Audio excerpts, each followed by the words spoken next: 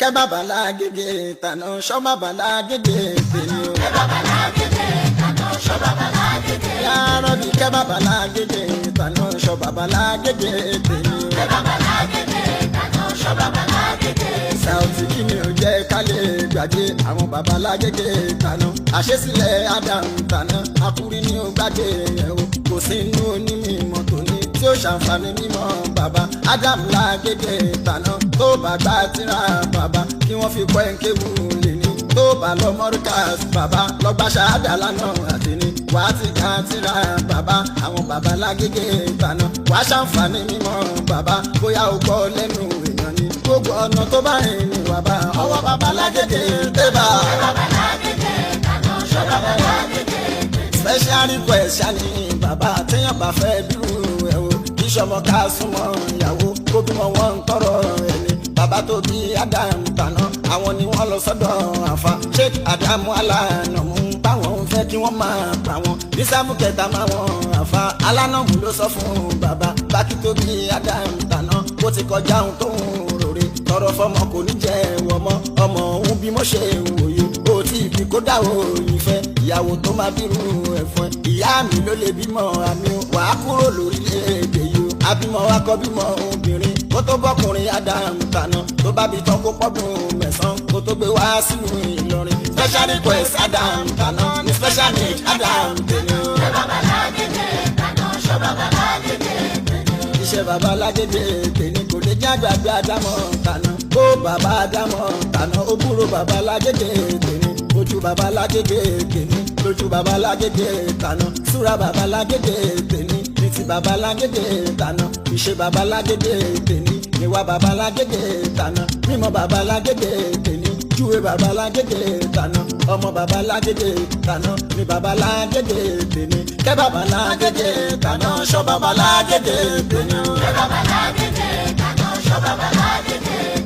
Ọ̀nà tó gbà ń bímọ lànà dèní tó dáná bí bàbá. Àtọ̀tẹ́sìn fi bí tiẹ̀ ṣe mọ̀ pé àtọ̀ eré sani kíkan ni. Àgbófin bí tiẹ̀ bàbá tó bí bàbá lágége tànà. Dáyì ni wọ́n ní ìròyìn olùpèpè sọ́nà lànà. Abdul Baki ni ọmọ àbí Abdullahi ló bá Abdullahi. Baki yẹn ló bí Adam tànà tó bí bàbá lágége tèmi. Wàásà ní Baki lọ nílùú Benin Republic torí kó mú ṣẹ́ ọlọ́run kànga wọ́n pọ̀ ní ṣẹ́ ọlọ́run lókìkí. Ọlọ́bọ̀ bá ìlú yẹn ò pè wọ́n pé kú iṣẹ́ ọlọ́run àfa. Bí fún ẹ lówó àràsìn tán kò fún ẹ láìṣà nígbà wo kó máa jẹ́ yàwó bàbá Baki tó bí lágége tànà. Àìṣà tó bí Adam tànà bàbá lágége tèmi. kẹ́ bàbá lágége tànà ṣọ́ bàbá lágége.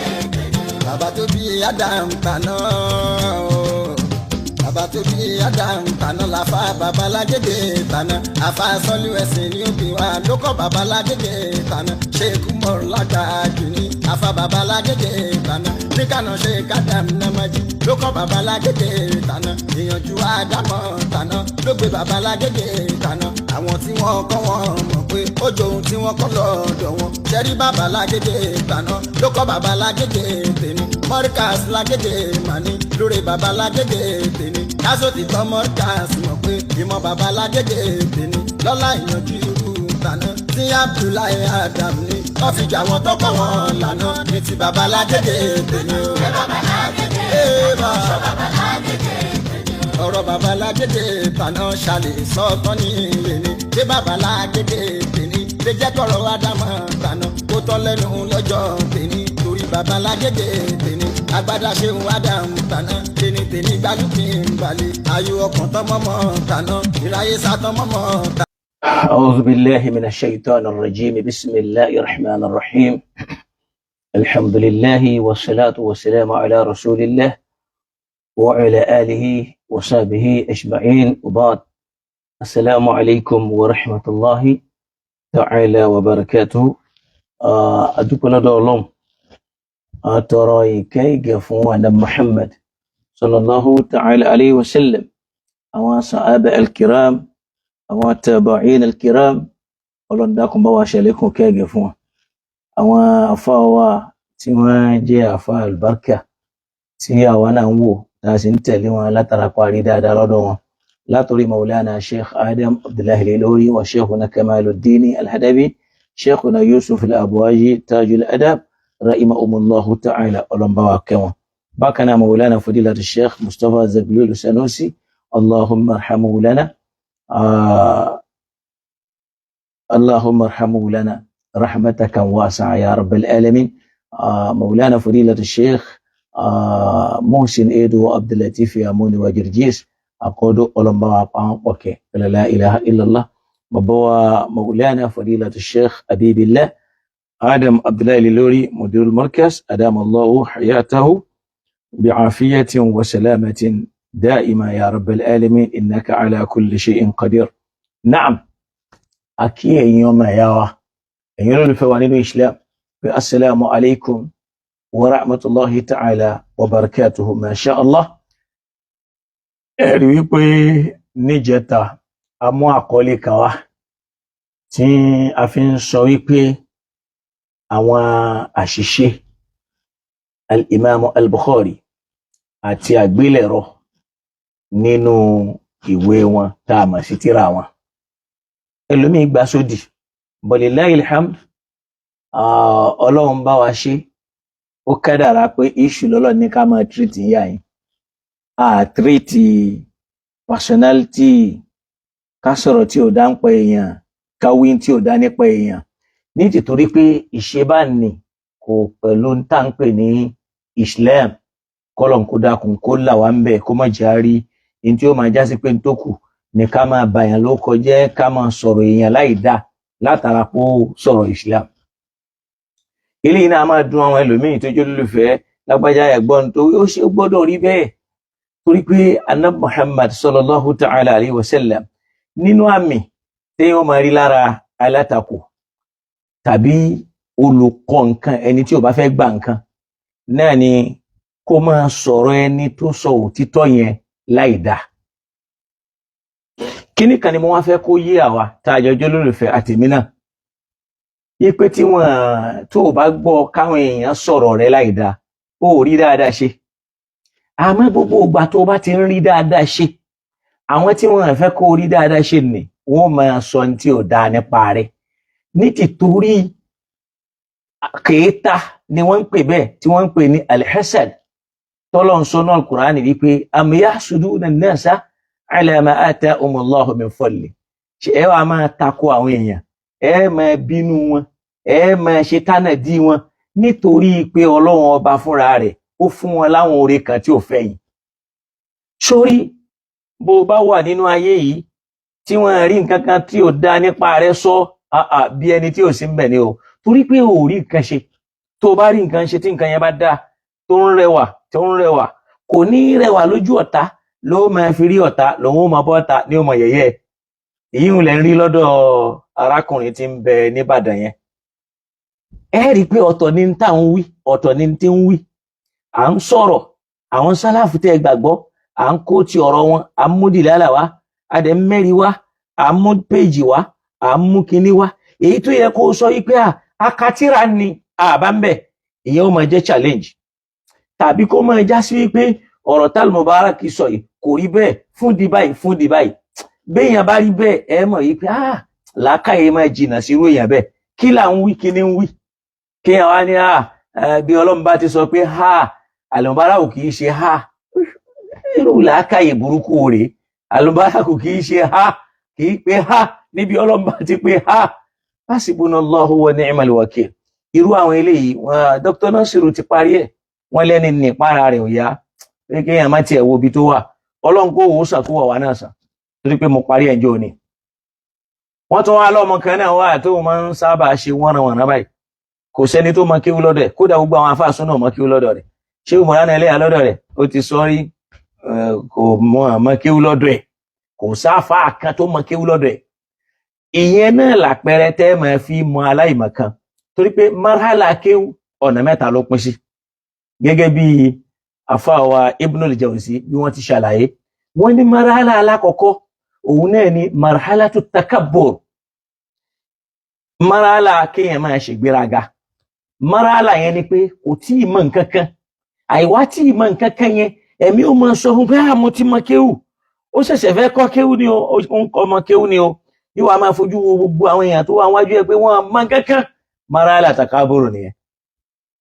marhala ẹlẹ́ẹ̀kejì náà ni ìpele wípé marhala tó tawadun bẹ́yẹn bá wá nímọ̀ tán ìmọ̀ ó sọ ẹ́ dẹni tí ó mọ̀ tẹríba fáwọn tó mọ̀ àtẹni tí ó mọ̀, torí pé ẹni tí wọ́n rò pé kò mọ̀ ní ṣebí kéwú ni wọ́n mọ̀, àwọn tí wọ́n mọ̀ sáyẹ́ǹsì ńkọ́, ṣebí kùránì ló mọ̀ àti tafsir, àwọn tí wọ́n mọ̀ sociology ńkọ́, àwọn tí wọ́n mọ̀ technology ńkọ́, àwọn òun pè wọ́n láláì mọ̀ kan ìkìlákà ìwọ ní bẹ́ẹ̀ ló fi já sí pé kulli man yadda'i bil ilmi ma'rifatan arafta shay'an wa ghabat anka ashya'.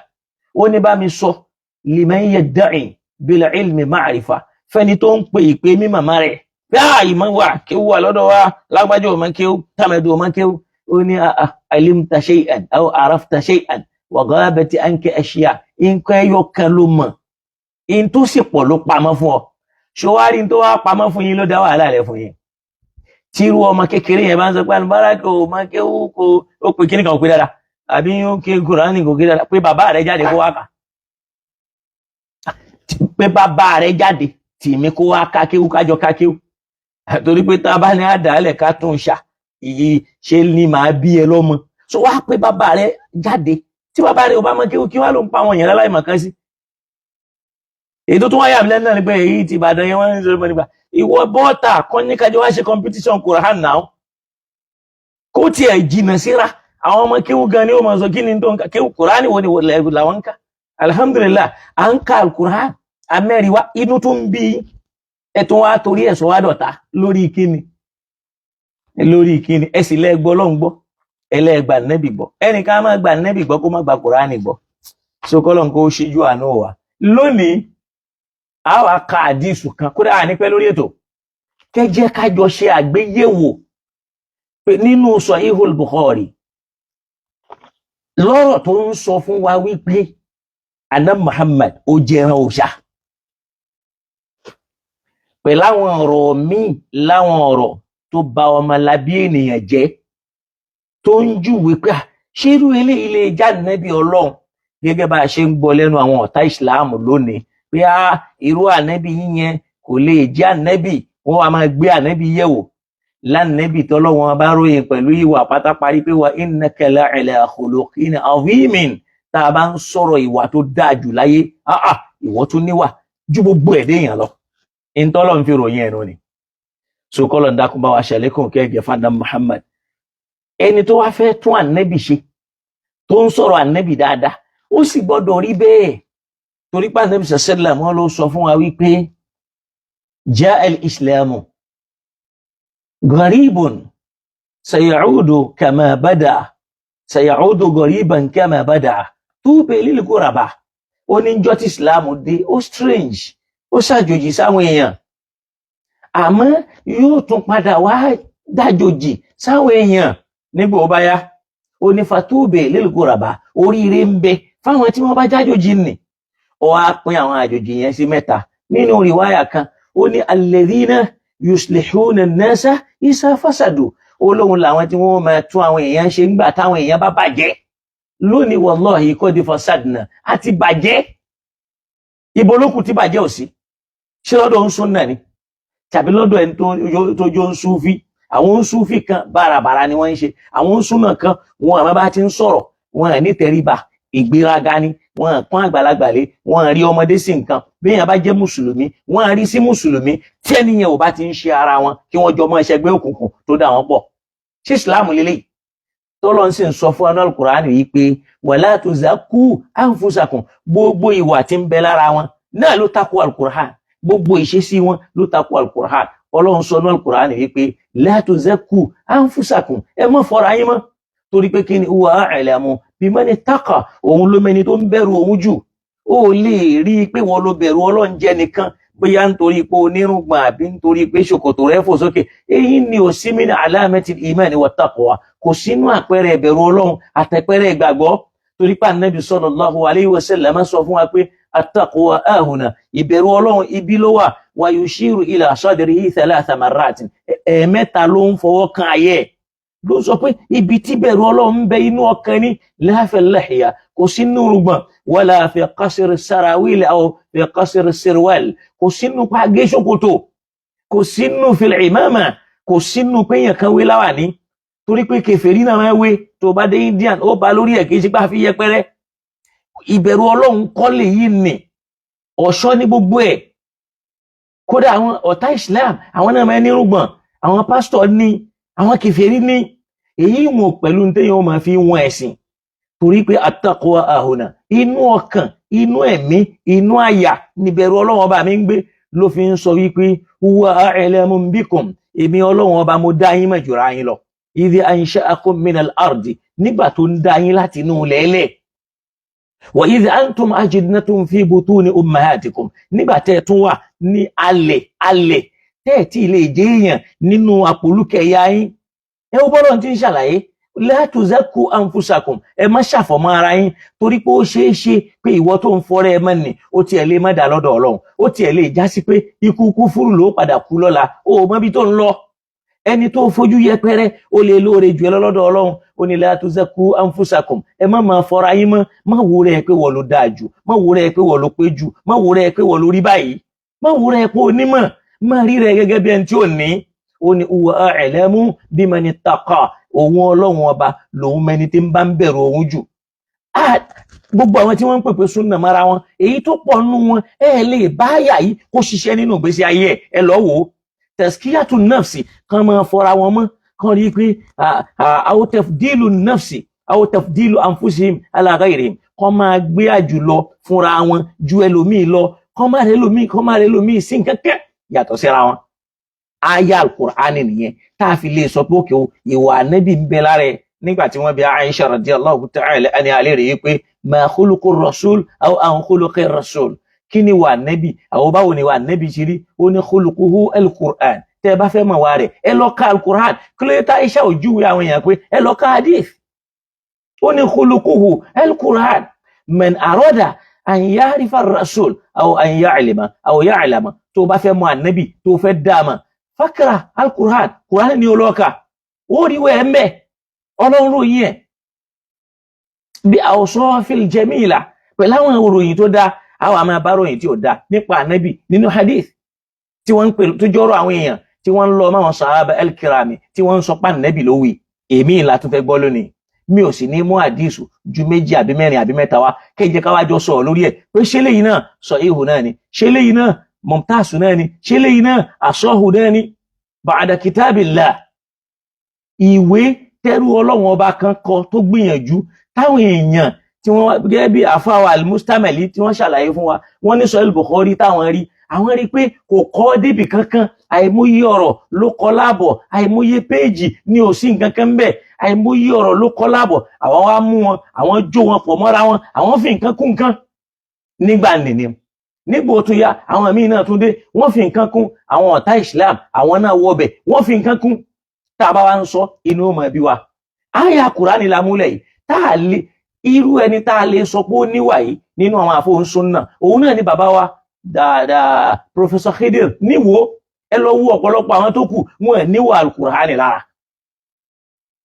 Ẹlẹ́ẹ̀kejì, Ọlọ́run jẹ́ kó yé wa nínú al-Qur'an wípé la yaskharu qawmun min qawmin, ẹnìkan kan ò gbọdọ̀ fojú yẹpẹrẹ ẹnìkan. Àwọn kan ẹ má fojú yẹpẹrẹ ẹnìkan kan. Al-Qur'ani dẹ̀ ń sọ yẹn, ìwọ dẹ̀ ń fojú yẹpẹrẹ àwọn èèyàn. Likaunihim sufiya, bóyá nítorí pé wọ́n jọ ń sufi, aw likaunihim shi'iyya, àbí nítorí pé wọ́n jẹ́ shi'a, aw likaunihim tijaniyya am qadiriyya. Kí ló kàn wọ́n bẹ́ẹ̀?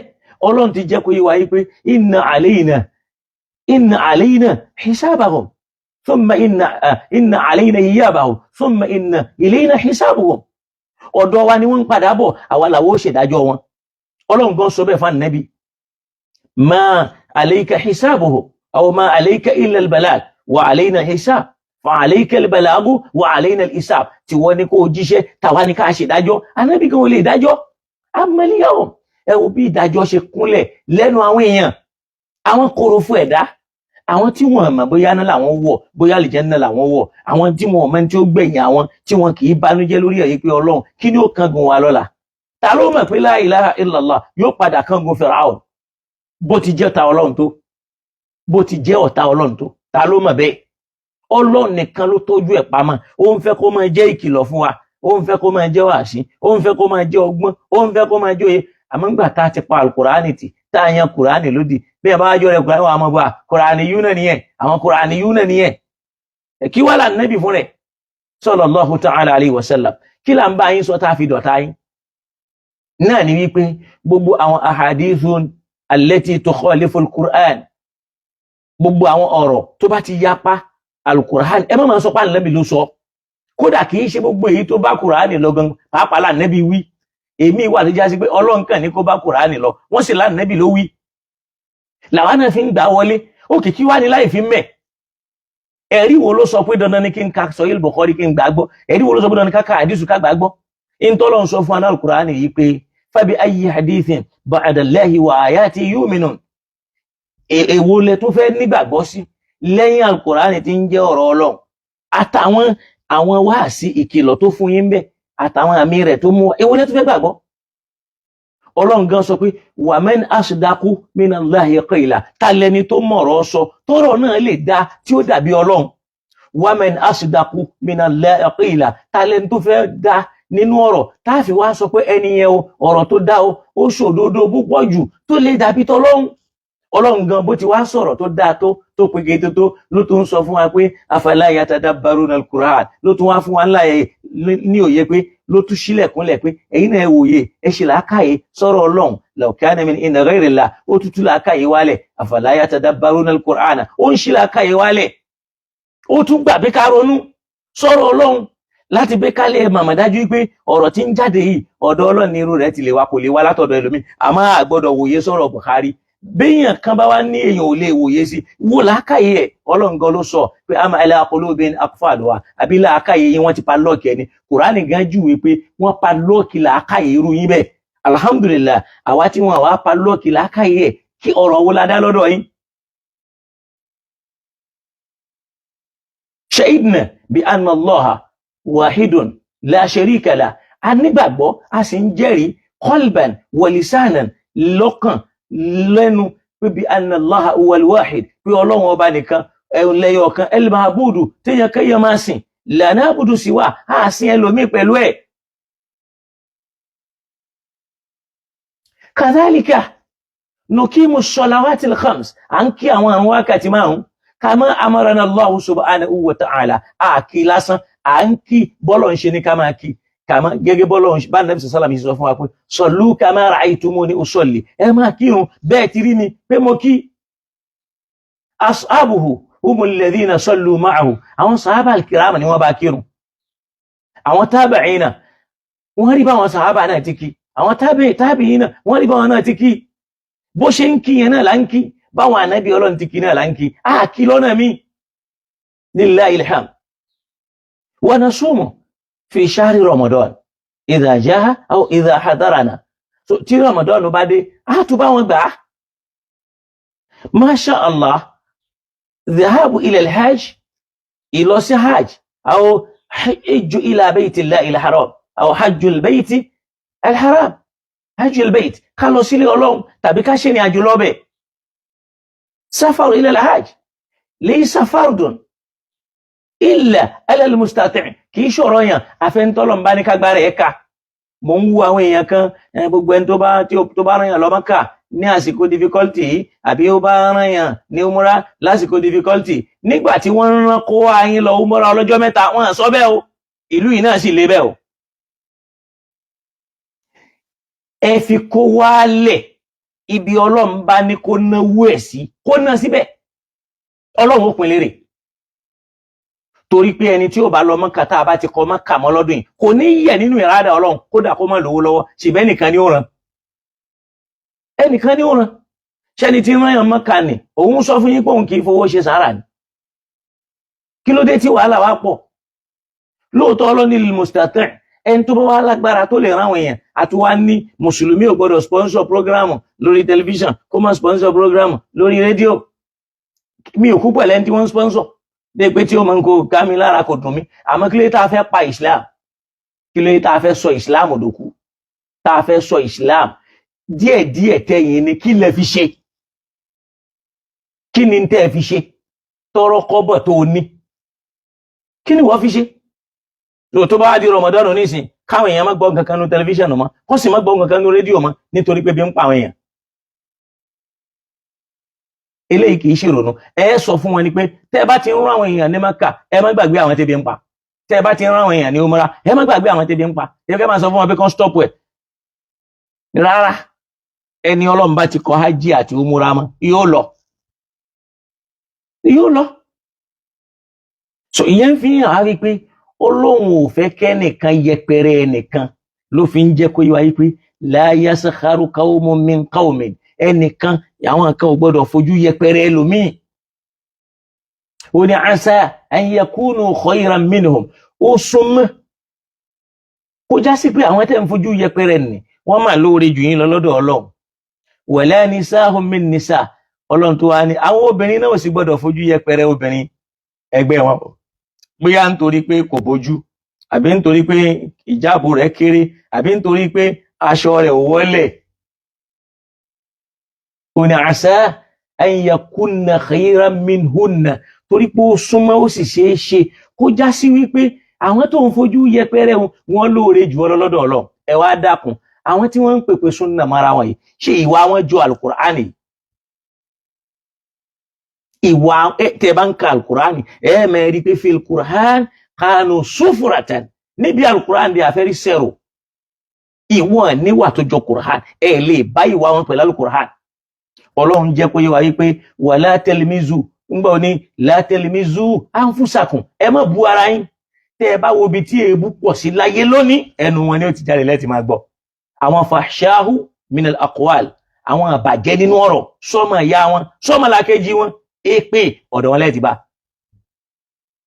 ó tún wá ní wala tanabazu bil alqabi bi'sal ismul fusuq ba'da al-iman ẹ má máa fúnra yín láwọn orúkọ tí ó dáa àwọn àpèjá tí ó dáa lẹ́yìn tí ẹ ti nígbàgbọ́ nínú Ọlọ́run bẹ́ẹ̀ bá wò wá ká pè èèyàn lórúkọ tí ó dáa ká sọ̀rọ̀ èèyàn láì dáa ká wí tí ó dáa ọ̀dọ̀ wọn lẹ́tì bá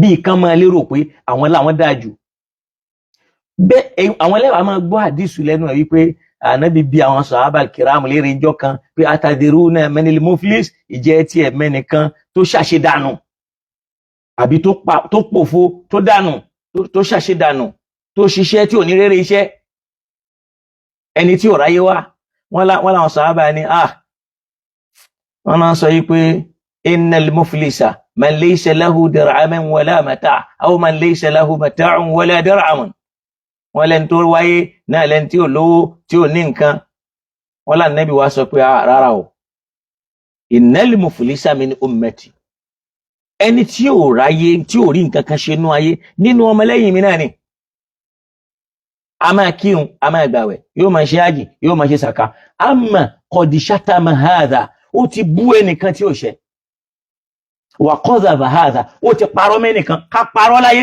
wọ́n sì lọ́gàá ọ̀tọ̀ ní tó máa sọ wọ́n máa bẹ́ẹ̀ yí ọ̀rọ̀ yẹn nítorí àti fi balà káyà àwọn èèyàn jẹ́ qadhaba hadha wọ́n máa parọ́ máwọn èèyàn wọ́n máa parọ́ máwọn èèyàn láwọn ọ̀rọ̀ lápèjú nígbà tí kan ń sọ ó ní wọ́n lè mèmí sọ wípé ànábì Ìsá ló lọ gba ìrun wá kí ló dé tí wọ́n fi rọ́ba yé yín jẹ́ ṣe àwọn ìyá tí wọ́n bí yín wọ́n ń parọ́ ńgbà tí wọ́n lóyún rí ni mi ò lérò pé ńjọ́ mo ti ń sọ̀rọ̀ láyé mo wá sọ mo lánàbì Ìsá ló lọ gba ìrun wá rárá o mi ò dẹ̀ sọ rí pé ànábì Mùsá ló lọ gba ìrun wá àní wáàsí la ṣe kalẹ̀ pé ṣé ń tó àánú Sahih Bukhari ṣé bẹ́ẹ̀ lórí Ilyas wa Idris ṣé Ilyas ní Idris ní Ilyas kama fi Sahih Bukhari gẹ́gẹ́ bó ṣe wà nínú Sahih Bukhari aw kama qala al-Imam al-Bukhari tàbí gẹ́gẹ́ bí Imam Bukhari ṣe sọ an ibn Mas'ud wa ibn Abbas ṣé bẹ́ẹ̀ tó bá jẹ́ bẹ́ẹ̀ ni kẹ́ẹ̀kan jáde pé intal Mubarak sọ yẹn kò rí bẹ́ẹ̀ àbí bẹ́ẹ̀ náà lórí kẹ́yìn náà sì mẹ́rin wá láwo ló wà ń bẹ̀ kí wá ní ká máa fẹ́ máa bára wa lórúkọ jẹ́ ká máa sọ wá ká sì gbàgbé Islam ká gbàgbé al-Qur'an ká gbàgbé ọ̀la ẹ̀yin lẹ́wàá máa kó ti pé al-muflisu min ummati qadhafa hadha ó ti parọ́ mẹ́nìkan wa safaka dama hadha ó ti ta ẹ̀jẹ̀ nìkan lẹ̀ wa shatama hadha ó ti bú ẹnìkan wa safaka dama hadha ó ti ta ẹ̀jẹ̀ ẹnìkan lẹ̀ wa qatala hadha ó ti pa ẹnìkan. Ẹ wá ní tó bá dal kiyama Ànábì sallallahu alaihi wa sallam ní fa hadha yu'ta min hasanatihi wọ́n wá múnú dáadáa àwọn èèyàn wọ́n máa fún àwọn èèyàn dáadáa rẹ̀ wọ́n máa fún àwọn èèyàn wọ́n ìrun tó kí wọ́n fún àwọn tó ṣe ní ṣùtáláyé àwọn rẹ̀ tó gbà sàká rẹ̀ tó yọ ájì rẹ̀ tó yọ. Àdíìsì yẹn náà ò bà yín lẹ́rù torí pé kò síbẹ̀rù Ọlọ́run ní ọkàn yín. Lihiyatukum taqwakum, ìbẹ̀rù Ọlọ́run tẹ́ ẹ bá ti nínú gbà ẹ ti níbẹ̀rù Ọlọ́run ẹ ti ríra yín tán. Qasiru sarawilikum, tẹ́ ẹ bá ti lè gé ṣòkòtò ẹ ti lóore jù láyé àti lọ́run. Ọlọ́run dẹ̀ ń sọ fún wa pé la khayra fi kathiri min najwakum, kò sóre nínú pé ẹ kó rí jọ síbi kan ẹ wá pọ̀ ẹ ń sọ̀rọ̀ wúyẹ́wúyẹ́ ẹ máa ń ṣe àwọn mítìnì ẹ máa ń ṣe àwọn ìdákọ́ńkọ́ mítìnì tí ò ní túmọ̀. Illa man amara bi sadaqa, ẹni tí ń bá ń pa àwọn èèyàn láṣẹ kán ṣe sàárà òun náà lẹ́ni tó ń ṣe dáadáa. Ẹ̀yin tẹ́ ẹ sọ sàárà dè wọ̀. La ilaha illallah. Wọ́n dé ní ìsìn wọ́n lè wọ̀ ní sàárà, bẹ́ẹ̀ bá ṣe sàárà ní ìsìn ṣírìkù ni, kódà bẹ́ẹ̀ kọ́ mọ́ṣáláṣí tó bá fáyìn ní ìsìn wàhálà ni. Kí ló tẹ́ wàá múra kẹ́ lówó mọ́ṣáláṣí Ànábì Mẹ́dínà tí wọ́n fi góòlì ṣe wá sí lára. Níbi táyé lajú dé yìí kéèyàn máa ṣe bí ará oko. Islam yìí ṣẹ̀sìn oko, ẹ̀sìn àgbáyé ni ló ṣe ní ma arsalnaka illa kafatan linnas. Àárín sára Mákà nìkan kafatan linnas, gbogbo ìran èèyàn ni o. Àárín sáwọn tí wọ́n ní àlàjú ju ará Mákà lọ, àárín sáwọn tí wọ́n lóko jù wọ́n lọ. Gbogbo ayé ni wọ́n ní Islam. Islam yìí ṣe tara Mákà, Islam yìí ṣe tàwọn Bukhari, kìí ṣe tàwọn Muslim. Islam gbogbo wa ni. Tọ́lọ̀ ń sì fún gbogbo wa láǹfààní. So kọ́lọ̀ ń kó ṣíjú àánú wa kó ràn wá lọ́wọ́. Ìbẹ̀rù Ọlọ́run kò sí nínú òrùngbọ̀n, kò sí nínú ṣòkòtò gùn, kò sí nínú pé alùsùnnà ni mí rárá. Ọlọ́run fún rẹ̀ lọ́ba tó lè pé ẹ̀dá. Ó ní la yaskharu qawmun min qawmin asa an yakunu khayran minhum wa la nisa'un min nisa' asa an yakunna khayran minhunna. Ẹ má yẹpẹrẹ àwọn èèyàn, ẹ má bú àwọn èèyàn. Ọlọ́run tún wá bá débi wípé waylun, ìyà èmi Ọlọ́run ọba ń bẹ, ègbé òfò likulli humazatin lumaza, fún gbogbo ẹni tí ń bá ń fi ènìyàn ṣe yẹ̀yẹ́ lójú rẹ̀ àti lẹ́yìn rẹ̀. Lẹ́ni bloggers ní Sunni bloggers fracas lẹ́ ń ṣe èyí a máa sọ̀rọ̀ knowledge, ẹ máa sọ̀rọ̀ nǹkan mi, ẹ máa fẹ́ bú ẹni yẹn, ẹ máa dá lóhùn olórí ibú ni o, ọmọ àlè olóṣàárẹ̀ o, kò mọ kankan kò kéwú yanjú o. Ṣé bàbá yín kéwú yanjú? Ìyá yín kéwú yanjú? Níjọ́ àti ń sọ̀rọ̀ tá àti ń sọ àrí bàbá ẹnì kankan nú yín kó tiẹ̀ bọ́ta. Bẹ́ẹ̀ bá bú Sheikh Adam tán mẹ́lòmí sí níbi níbi ire ní gbogbo ilẹ̀ níbi ire lè gbóbi yín bọ́ta. Ń fa àwọn tí wọ́n bí yín pamọ́ wọ́n sì wà láyé bí ẹni tí ò sí láyé. So kí ló dé tí Islam ò jẹ wá lógún? Ìwà táwọn wù táwọn èèyàn tí wọ́n ní Islam tí wọ́n máa wò tí wọ́n máa sọ pé ṣé Islam náà rí eléyìí ò lè jẹ́ ẹ̀sìn gidi, kò lè jẹ́ ẹ̀sìn gidi, orí ẹ̀ náà là wà. Kí ló dé tá a mọ̀ ló fi já sí pé tá a bá ń sọ̀rọ̀ knowledge tẹ́nìkan ń sọ nǹkan mi ó ti mọ̀ pé ìwà àwọn káfìrí ni. Tá Ànábì bá ń sọ̀rọ̀ tó ń ka Al-Qur'an nǹkan mi ni wọ́n máa wí. Wọ́n lè ní asatirul awwalina, irọ́ táwọn kan ti pa kalẹ̀, iktatabaha tó já sí pé ó ní kán máa bá òun kọ́ fàyíyà túmúlà àlè, àwọn kan náà ń pè fún. Èmi lè ní ọ̀rọ̀ àwọn ṣíà ló lọ kọ́pì, ọ̀rọ̀ àwọn orientalist ni, ọ̀rọ̀ àwọn philosophy ni, ẹ má dá lóhùn, ìtúkùtù ní ń tú bí wọ́n ti máa wí nu. Àní ìtúkùtù tá ń tú yẹn ẹ̀yin ẹ tún tú, ọ̀rọ̀ tí ò lé ẹ̀yin ò ní tú, ẹ kẹ̀mẹ́ ní ẹ má gbá o, irọ́ nípa o, bí wọ́n ti sọ fún Ànábì náà nìyẹn. Ọlọ́run gan sọ fún Ànábì wípé fa in kazzabuka, tí wọ́n bá pè ọ́ nírọ́, qad kazzabu alladhina min qablik, wọ́n ti pè àwọn tí wọ́n ṣáájú ẹ̀, wọ́n ti pè wọ́n nírọ́. Àìbóyé wàhúùzù, kódà wọ́n kó nira bá wọn. So bí gbèsè ayé ẹni tí ó mọ̀ kan bí ó ti máa rínú rẹ̀ tí ó máa rò pé òun mọ̀ tán. Bó bá fẹ́ pè yàn láláìmọ̀ kan kọ́kọ́ wò ìyá rẹ̀ wo bàbá rẹ̀, kí ni wọ́n mọ̀? Ṣé tí wọ́n bá bọ́ ọ̀tá wọn lè rí nǹkan wí? Ìwọ aláìmọ̀ kan ló bí ọ. Kódà tọ́lọ́run bá ń sọ̀rọ̀ àná mọ́mọ́ ó ní yóò máa ní tó bá tiẹ̀ ti wà nínú àwọn aláìmọ̀ kan tẹ́lẹ̀tẹ́lẹ̀, ṣèbí yẹn máa kó nú àìmọ̀ kan do ní mímọ̀ ni. Kò sí kékeré mímọ̀. kódà ẹni tó ń ṣe kọ̀ǹpútà ìmọ̀ ló ní, ìwọ ò sì lè ṣe, ó wà máa pè láláìmọ̀ kan. Ẹni tó já sí pé kọ̀ǹpútà engineering ló study ó máa pè láláìmọ̀ kan torí pé wọ́n ti mọ kéwú. Nígbà tọ́lọ́run ti ẹ̀fẹ́ respect àwọn onímọ̀ nínú Al-Qur'ani kò respect àwa àfọ́ oníkéwú. Àwa kọ́ ló ń sọ, a kàn ń pọ́n ara wa lé ní. Ó ní innama yakhsha Allaha min ibadihi al-ulama. Ó láwọn tí wọ́n mẹrírì Ọlọ́run nínú àwọn ẹ̀dá rẹ̀, humul ulama, àwọn onímọ̀ ó ní sọ, àwọn scientist, àwọn tí wọ́n lè ronú kí ló wà nínú òkè tó fi ń jókè tó fi lè sọ títóbi Ọlọ́run, àwọn tí wọ́n lè ronú kí ló wà nínú lẹ́lẹ̀ báwo l'Ọlọ́run ṣe dára kún mi tó fi rí bó ti rí ní ògbọ́n ni ó ní awalam mo fẹ́ rántí àyà ni nínú suratul Ghashiyah, afala yanzuruna ila al-ibili kayfa khulaqa, àfáà mi ò lè sọ pé kayfa khulaqati al-ardu wa ila al-jibali kayfa nusiba wa ila al-ardi kayfa suta. Àwọn scientist ni wọ́n ń sọ. Tọ́lọ́run bá ń sọ yí pé sanurihim ayatina fil afaki wa fi anfusihim. Àwọn scientist àwọn ni wọ́n wọnú sánmà lọ tí wọ́n lọ béèrè pé kíní ń bẹ́ẹ̀ wọ́n wá máa sọ fún wọn pé kíní kan jẹ́ Pluto, kíní kan jẹ́ Uranus, kíní kan jẹ́ Miracle, kíní kan jẹ́ He, kíní kan jẹ́ Atori. Àwọn àfáà mélòó ló mọ̀? Níbẹ̀ yẹn àwọn scientist lọ́lọ́run ń sọ wípé innama yakhsha Allaha, àwọn tí wọ́n mẹrírì Ọlọ́run min ibadihi al-ulama. Nígbà Ọlọ́run sọ pé wa ayatul lahumul laylu, àwọn scientist yẹn wọ́n fẹ́ mọ̀ kí ló fi ń jòru, kí ló fi ń jọ̀sán, báwo ló ṣe ń rí, báwo ló ṣe ń bọ̀, báwo lòrun ṣe ń ràn, báwo ló ṣe ń rìn, báwo ló ṣe ń wọ̀, báwo ló ṣe ń jáde. Àfáà mélòó ni ṣebí fíkíù làkàn ká àtàdísù ànábì. Jazakumullahu khair. Alhamdulillah. So kọ́lọ̀ kó ràn wá lọ́wọ́. So ìyẹn fi hàn wá pé innama yakhsha Allaha, ó wà rí nínú àwọn àfáà tọ́jú oníkéwú táwọn náà tí wọ́n rìn ìnà yẹn tí wọ́n lè sọ́pẹ̀. Tí wọ́n lè sọ́pẹ̀. Lillahil hamd. Tàbá tí sọ yóò tún dìbì inú. Innama yakhsha Allaha min ibadihi ẹ̀dá kan torí Ọlọ́run. Àfáà wa Hassan Taiwo Koya ẹ bá ń filẹ̀ o. Mr. ni mi o. Kódà náà Muhammad Mr. ni.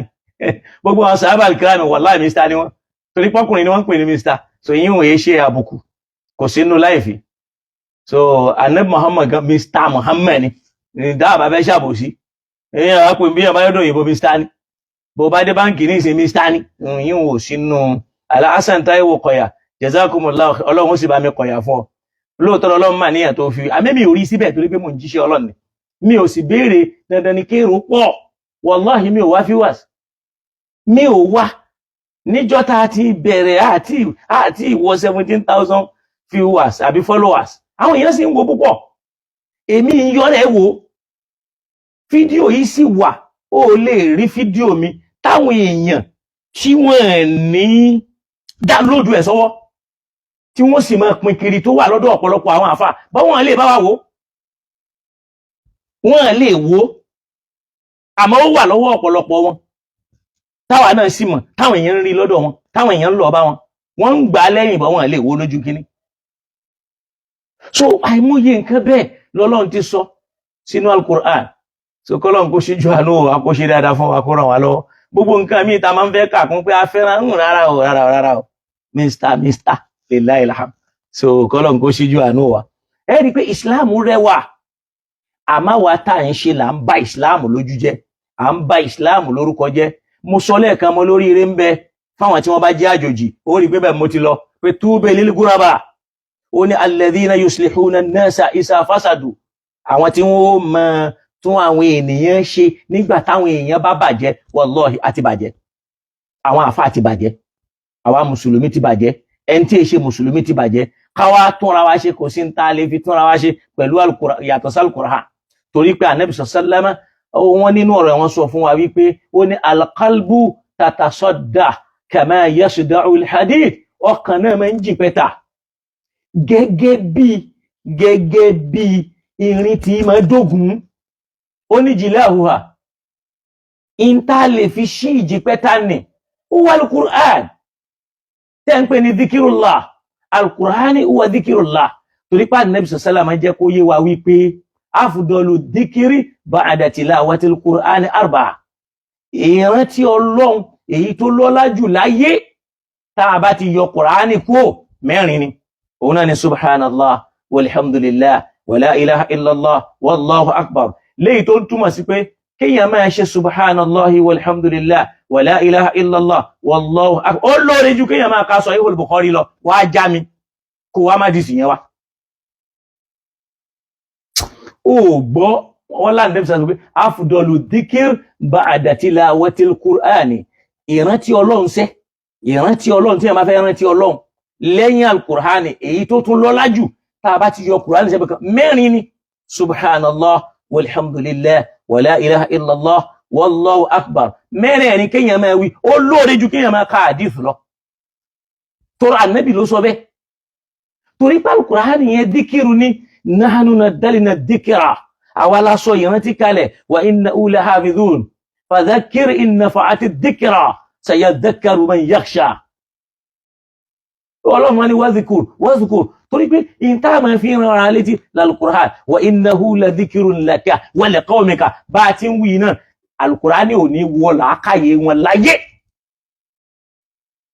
láyé nítorí pé Ọlọ́run ti sọ pé nuqallibu afidatuhum àti yí ọkàn wọn padà ẹ kàn ń wò wọn bẹ́ẹ̀ yẹn ni o ẹni tá ń bẹ lọ́hùn fún ni wọn o kìí ṣe ń tá máa sọ̀rọ̀ tí ò dá sí o àwọn tá máa bẹ lọ́hùn ìdáyà fún ni wọn o a máa bẹ lọ kíyàn máa ṣe subhanallah walhamdulillah ó lè rojú kíyàn máa ká àdísù lọ ẹni kan já mi àwọn àdínú súnnà wọn náà ló kúkú wà lillahi alhamd lẹ́ni èèyàn mélòó ló ń ka al-Qur'an nínú wọn èèyàn mélòó ló ń ka al-Qur'an nínú wa kò sí mọ́ kódà gbogbo ìjọ kankan nínú ìsìláàmù lẹ́ni tó ń jẹ́ ẹgbẹ́ ni wọ́n ní ìwé tí wọ́n yàn láàyò tó bá gbé al-Qur'an kalẹ̀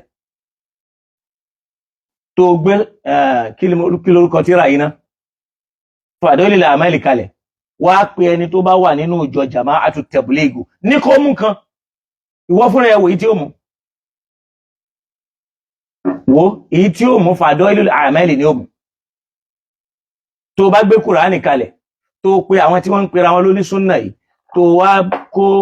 tó gbé Tafsir Ibn Kathir kalẹ̀ tàbí Fatawa Ibn Taymiyyah tẹ́ bá wá ṣe ètò yẹn ní pàdánù ọmọláyé àti lọ́run Ọlọ́run ó sì máa ṣe oore fún yín láwọn oore tó ní agbára tó já sí pé ẹ̀yin náà ó máa wò pé ṣé mi náà lọ́lọ́run ṣoore tó báyìí fún bí ó ti rí náà bí akil hayyil qayyum alladhi la ta'khusuhu sinatun wala nawm